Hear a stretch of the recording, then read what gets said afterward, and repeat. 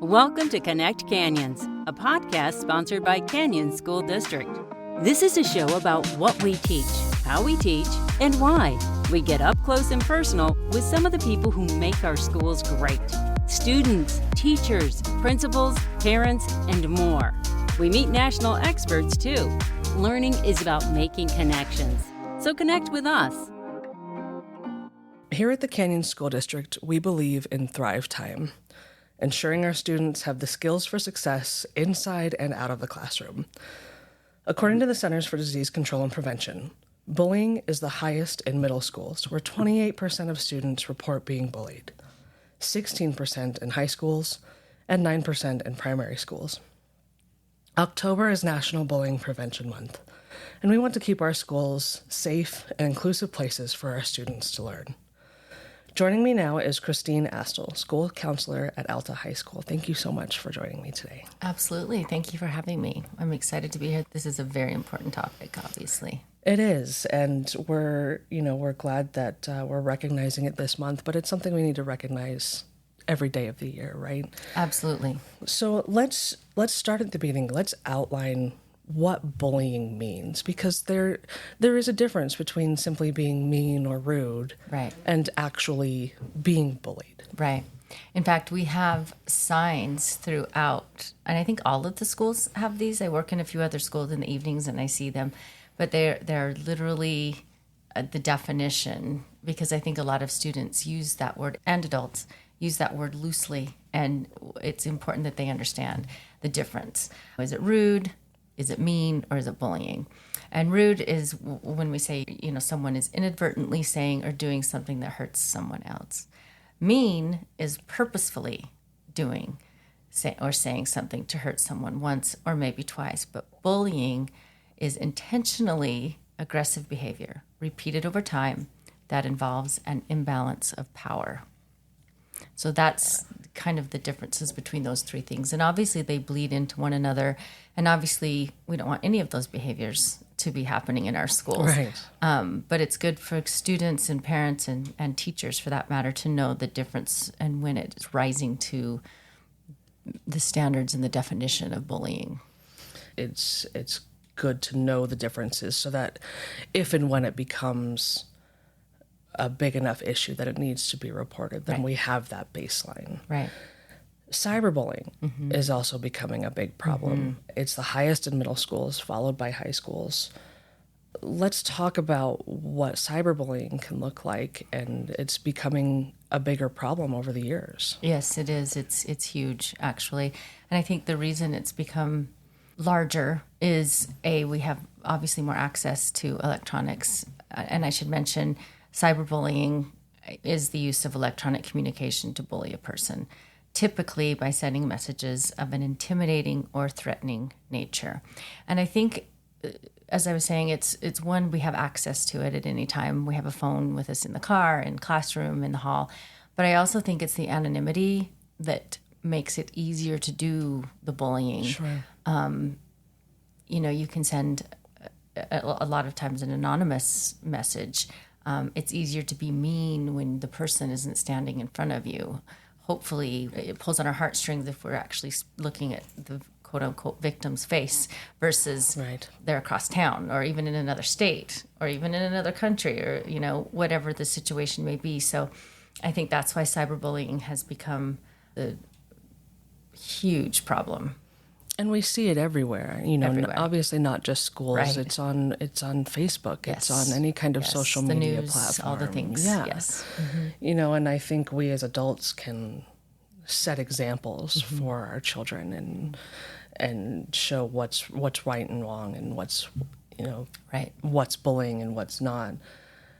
And I agree, like you said, technology is at our fingertips. I mean, our kiddos are learning on Chromebooks these days, and the district has restrictions in place to help to ensure their safety and their comfort, but kids are going to find a way, right? And I was thinking that when I was first asked to talk to this topic, but just yesterday, a young lady came to my office sobbing. She wasn't actually my student, but her counselor was busy, so of course I took her to my office, and after she gathered herself and could speak, she was talking about being bullied, and it was definite. It's been going on since 6th grade. Oh, wow. And without going into the details, the cyber piece, so it's both. She experienced both. She has kids saying things, and it had just happened in her classroom. So she asked her teacher if she could come see me. So she was speaking to that. But then she talked about how some friends that go to different schools, who maybe went to middle school with her, she talked about how she was getting some mean, awful bullying text messages. So, of course, my first question is, well, did you block them, or how did you handle it? And she blocks them. But then they went to the lengths to text her from other phones. So just random phone numbers where the young lady couldn't track it back. So it's phones have become weapons in that respect. How can she begin to block every number that comes through? Sure. And her parents are trying, but it's tragic. And that was honestly yesterday in my office. Yeah. And I think you hit the nail on the head. Technology can be turned into a weapon, but it can also be turned into a tool. Absolutely. For good. Along with the restrictions and things that the district has in place, we also have our family center, our wellness services. Safe UT. Yes, Safe UT. These wonderful tools that we can use to help one another in that aspect. Yes, they're great. We use Safe UT is a fantastic app and it's used for lots of things, but on this topic, we get a lot of tips about bullying, actually. And we just had our PCCRs, which Plan for College and Career Readiness meetings with our seniors. We do them with everybody in the school, but we just finished our seniors, and every time we have a slide about Safe UT and remind them, if they see something, say something. So yes, it can be used absolutely for reporting, and it's anonymous, and that's probably for a whole other conversation, a whole other podcast. We could, yes. Yeah. But, for anyone can report anything. Yeah. Parents can report. Teachers, students who don't want their names to be linked at all. And I've known it's used in a lot of ways. The victim themselves, or even the bullies. Or friends of the bullies. I've seen after the story has come out, and we were trying to kind of come full circle and come to the root of the issue. Eventually, we'll find out they were maybe the ones who reported it themselves, or a friend of the bully, I should say. So it's used for a lot of things that are very, very, very good. It's a wonderful tool, Safe UT in particular, and it's free to download. Like you said, Just you go can to be your app anonymous. store. Yes. Yeah, it's a great asset. And it's a 24-hour chat. So if Right. you are the victim, I guess that's the appropriate word, you can access someone 24/7 and chat with them and get help for anything. And again, we have our, you're at Alta High School. We have Right. counselors in every single school. We have our wellness center. Right. So there are places people can go regardless of how they're tied to the situation, whether Right. they're the one experiencing bullying or just seeing it happen themselves. Right. I mean, they can walk into the counseling center and say, I just saw this happen. They can go to their administration. If they need help with it, if they're like my student yesterday, they can come to me. They can go to we have 2 social work, our school, but every school has social workers, school psychologists, a police officer. We have a lot of things in place. The problem or the challenge becomes, what I hear a lot of the students say is, I don't want to be a quote unquote snitch. Right. Or I don't want to get them in trouble. The young lady yesterday kept saying, I don't know if I want to tell you the name because I don't want to get him in trouble. And you have to reverse that and say, you're not getting them in trouble, you're helping them, because they're going to get in more trouble if they continue. Right. I mean, it could turn into something else. And this one was a little easier to handle because I just called the young man out of class too, and we had a talk, all 3 of us together. And it was great because she had a voice. I was there to kind of mediate and to keep it on track. And she felt better. He felt better. He was sorry. He thought, and I won't go and get into the weeds on that. But thank goodness she came to us. But it could be a teacher. It can be a parent. It can be, anyone at the given time that they think that is someone that can help. But the schools are certainly staffed for this specific thing. And we want to foster that feeling of trust Absolutely. and safety. I think, like you said, maybe they're not used to coming to their school counselor or the social workers, but maybe they have a favorite teacher Absolutely. that they're Yes. close to. Yeah. Anything to get the ball rolling. And at Alta, we have something somewhat unique that we've had for, I don't know, 10 years or so. It's called advisory, and because they see their teacher every other day for 90 minutes.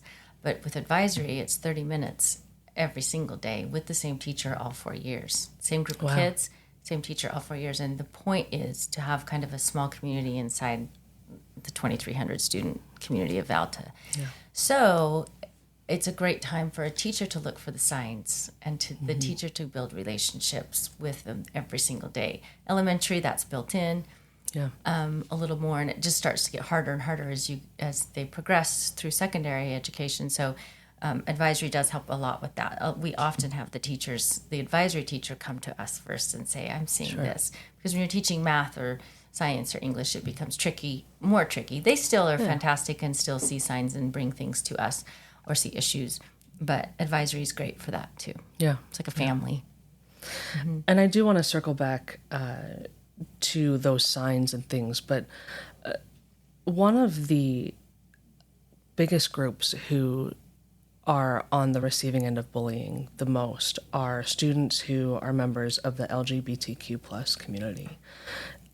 Talk to inclusivity and empathy and why that's such a big step in preventing bullying. Oh, it's so huge. And that has it seems to have in the last 2 or 3 years, in fact, maybe 5, gotten a little bit more intense, for lack of a better term. So counselors have really noticed the uptick in issues in this area and just in general. And so it starts to feel like a losing battle. What can we do? We feel helpless at times. So we have to control what we can. Yeah. And we focus on the things that we think might help. So a few years ago, we put together a lesson on empathy. And we went to every single advisory class. That's oftentimes what the advisory class is used for. It's 35 minutes. And we did a lesson on empathy and explaining to students how important it is and how much we would appreciate it if others do it for us, of putting yourself in someone else's shoes, and what it might feel like to be on the other side of the bullying or the just mistreatment or anything for that matter. It goes in general, even for the adults in the building, to stop and think, well, what's it like to be that person? What would I feel like in that situation? And I the counselors and myself in general, I've tried to think about this in life always now, but once we started that lesson, we really felt a difference in the kids in that moment. And it's something that we try to emphasize because once everyone humans are the same when it comes to emotions. Other things get in the way of how we express those things and how we handle our emotions. But so to get on that level, that playing field, we showed a video and it was just silent in the room after. And I could talk about that another time, but it was very impactful. The problem is then you go along and go about your day and people forget. And there's a lot of things that go into why people bully, of course, that need to be addressed. But if we can stop and take a beat and a breath and think, okay, how would I feel? Yeah. And so that's how Alta's counseling team has addressed it. And I think that's how everyone should be addressing everything for that matter. But it was good. And our LGBTQ kids, we have a fantastic club at Alta that, is a safe place and a safe haven for those kids. And it's very important. And we do have a fantastic leader of that group, and kids feel safe. Yeah. We hope. That's our goal. And obviously for the counselors too, but.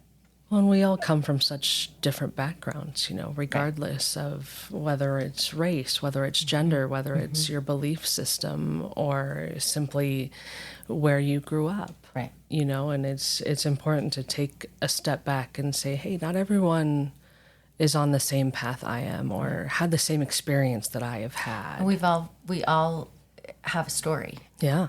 And we all have something we're fighting in our own heads, and it may not look like it, but everyone has something that they're struggling with all the time. Absolutely. And everyone has also been the recipient or been the person that feels different. Mm-hmm.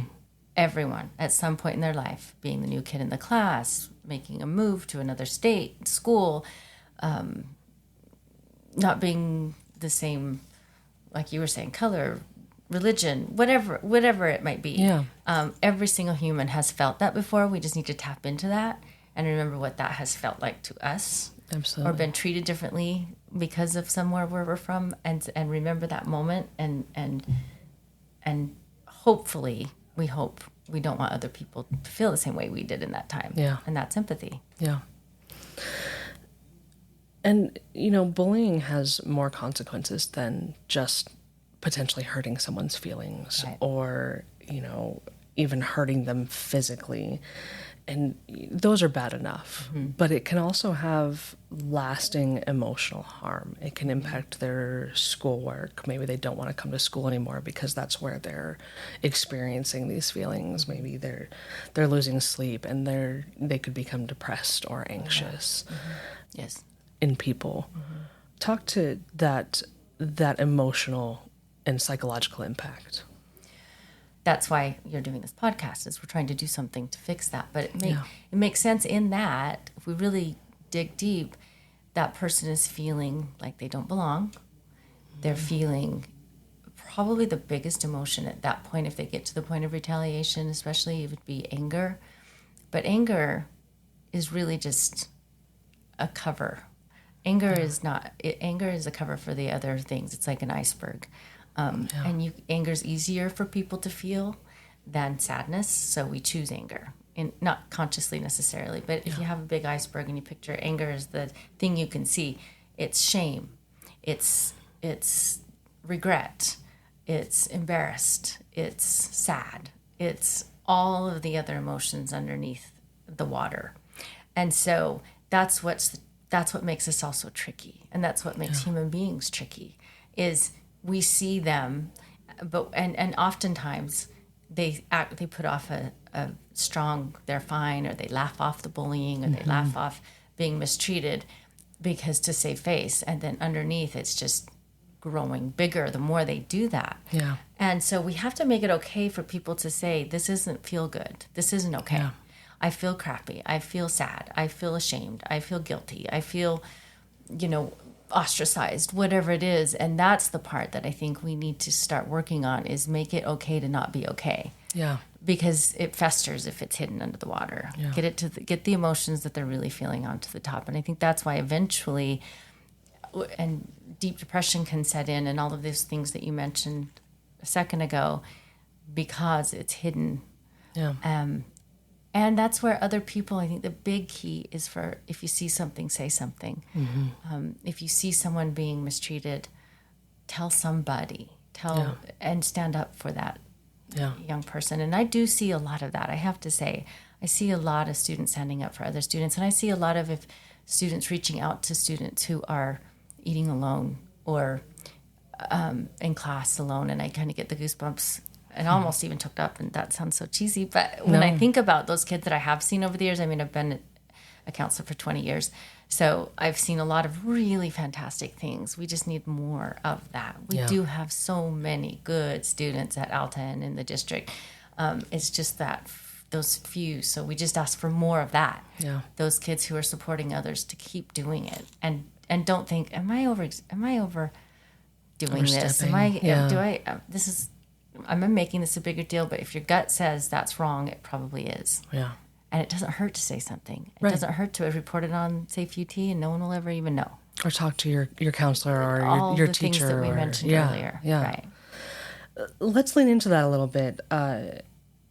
One of the things we're highlighting at the district this month is we're calling it the 3 R's, and recognizing, responding, and respecting when it comes to bullying.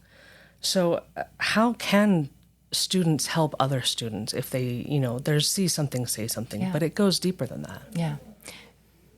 Preventative, if before it gets to someone being mistreated, notice that kid sitting alone. Notice that kid who looks sad, and just say, hey, are you okay? Or just be more inclusive. If someone looks like they don't have a group in class, make sure they join your group without hesitation. Just think about how you would feel if you were the one. Back to empathy, and preventative in nature instead of recognizing oh that no, moment. they're being mistreated. Try to get there before it gets to that point with someone. And when it does get to that point, responding to that mistreatment. What would your Standing advice up be? for them in that moment, you know, if they're bold enough. Some of us don't have that strength, but if courage, it takes a lot of courage to say, hey, that wasn't okay what I just saw, Yeah. to the bully or to the person that's doing the mistreating. That's not okay. Either that, or once it's kind of calmed down, you can take that other person aside and say, are you okay? You know, make sure they know someone's on their side. Yeah. Yeah. It's they need to be someone's hero. It was another lesson plan that we did in bullying. Be someone's hero. Be that person that, and that depends on the situation what that looks like, of course. Sure. But I think getting the message to that person that they have someone on their side, even though that other human wasn't acting kindly. And like you mentioned, it all circles back to respecting one another and being inclusive and having empathy and remembering when you've been in a similar situation or thinking about how you might feel were the shoe on the other foot, as it were.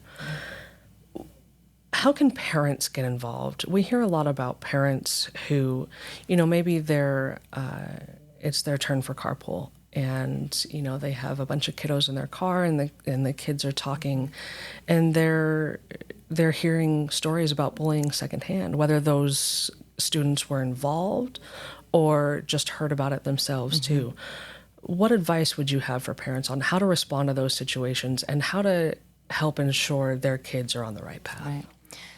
Well, if it were me, and it depends on the parent, but ask questions. You know, tell me more about that. What did you see? What was the reaction of the students when it was happening? And it kind of depends on the kids. It depends on the parent's personality and what they're comfortable with and the relationship.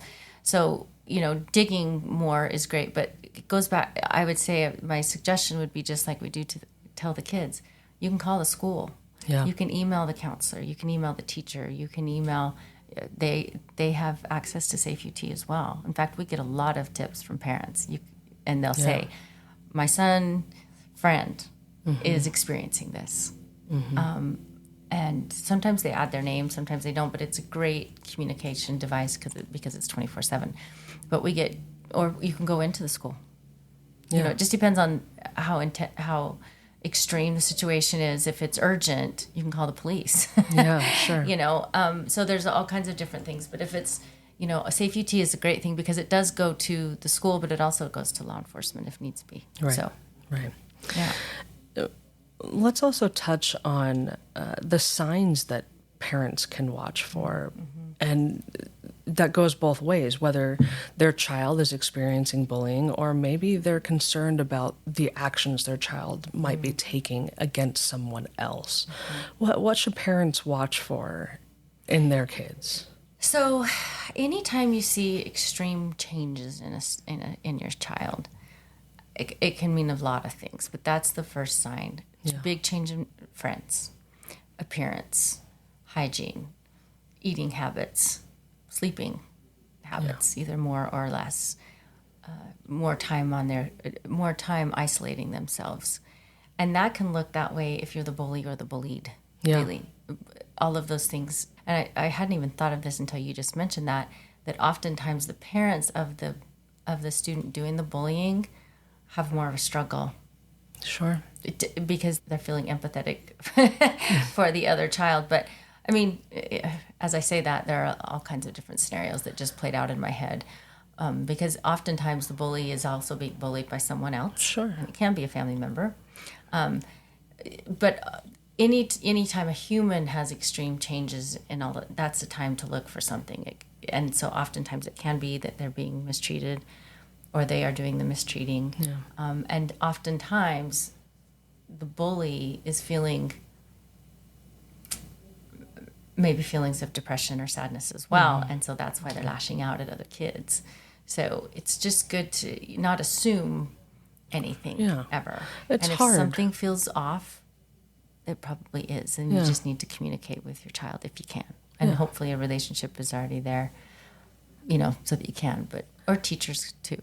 Right. Can bring that to us. I mean, I would imagine it's hard for any parent, regardless if their child is the one is instigating or, you know, the one experiencing bullying. you want to think, oh, that wouldn't happen to my child. Right. You know, you My want... kid wouldn't do that. Right, Yeah, right. We hear that a lot. And I mean, we want to see the best in one another, especially a parent in their child. You want to see them grow and become the best that they can be. And I imagine it's difficult to have to take that step back. And it goes back to that empathy and inclusion and that feeling of, what was this like for me when I was in school? Right. Oh, so important. Yeah. Even though there are things that are different now. And, you know, so we can't always go to the, well, when I was your age, I did it this way. There are a lot of things that are still the same because human beings and human emotion has not changed. It's obviously technology that is changed. And we need to understand that as the older people and say, yes, but you're right. I don't understand what it's like to be cyberbullied. I never experienced that when I was 13. Explain it to me, please. Yes. People, especially students, because they feel like they're never heard. Humans just want to be heard. Yeah.